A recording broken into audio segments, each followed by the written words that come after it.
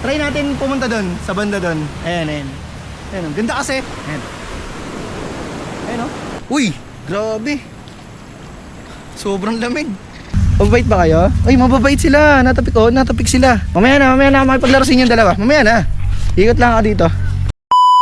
Yo, what's up guys? This is Hera. So, ito na yung unang araw na nandito tayo sa Sinayawan, Valencia, Bukidnon. Bali, hindi na nga pala ako napag-video pagdating ko sa Agora dahil sobrang pagod na ako ng mga oras na yon. Na para bang pagdating ko kung saan ako mag-i-stay ay para akong binaril sa sobrang lobat ko. At dahil wala nga akong kasama ngayong araw na to ay nag-research ako kanina sa TikTok at meron ako nakita doon na magandang puntahan. Kaya tara, puntahan natin ngayon yun. Mula nga dito sa Sinayawan ay babiyahe tayo ng 37 km papunta sa Hilagang Kanluran, bahagi ng Valencia, Bukidnon. Yo, what's up guys? This is Zerap. So nandito tayo ngayon sa El Paso, Lantapan, sa Bukidnon. Balayan guys, tinan niyo kung gaano kaganda. Nakagala tayo guys. Hindi na ako nag-video guys kasi hindi ko dala yung yung clip ng Insta360 ko, hindi ko may clip dun sa motor. Ayun yung gamit natin guys, Badja. Medyo malayo-layo na to dun sa pinag-stayan ko ngayon. Wala rin naman ako magawa sa bahay kaya eto, punta ako dito. Bali, dito guys kung mapapansin nyo, meron dito sa part na to. Parang Baguio vibe siya. Ayan o. Pwede kayong tumambay dyan. Ayan o. Pati dito. Parang siyang lovers park. Ayan, yan, yung area na yan. Pero nasa taas to guys ha.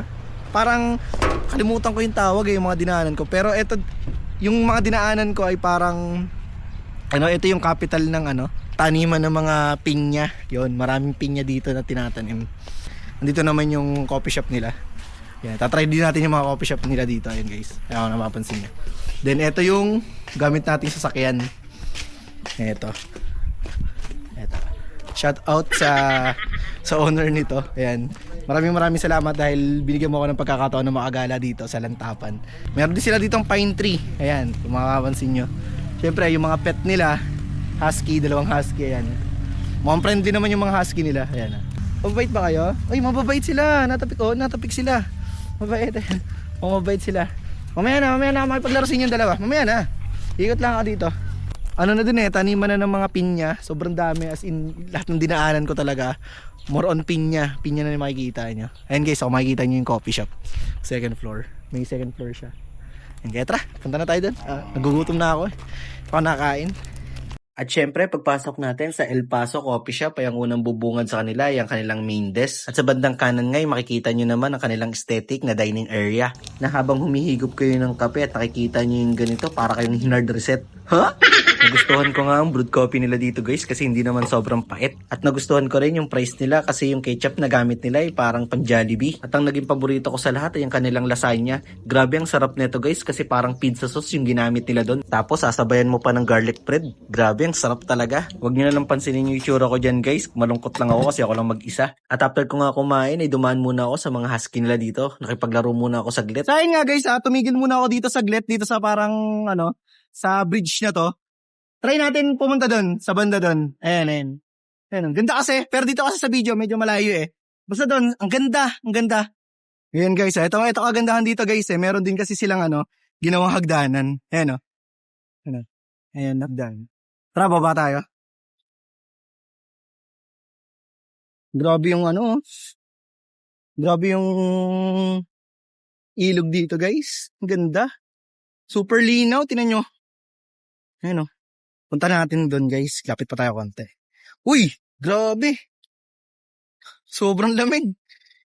Sobrang linaw niya guys. Sarap dito. Tumambay kasama tropa.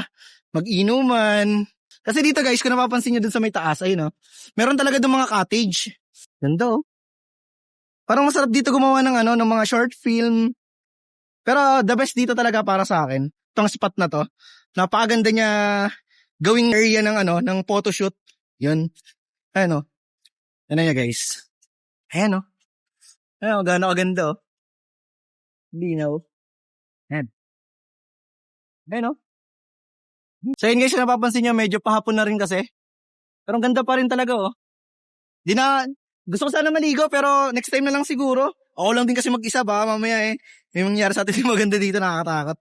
So sunod siguro pagkasama na natin yung tropa Ayan kung gano'n ganda Talagang sarap nature dito, mag-nature trip. Babalik na ulit tayo guys sa Valencia, Bukidnon. Itong area ata na to ay sakop pa rin ng Malay-Balay. Kaya shoutout sa mga taga Malay-Balay, Bukidnon. Yan, shoutout sa inyo. Balik na tayo doon. Baka mawala yung badya.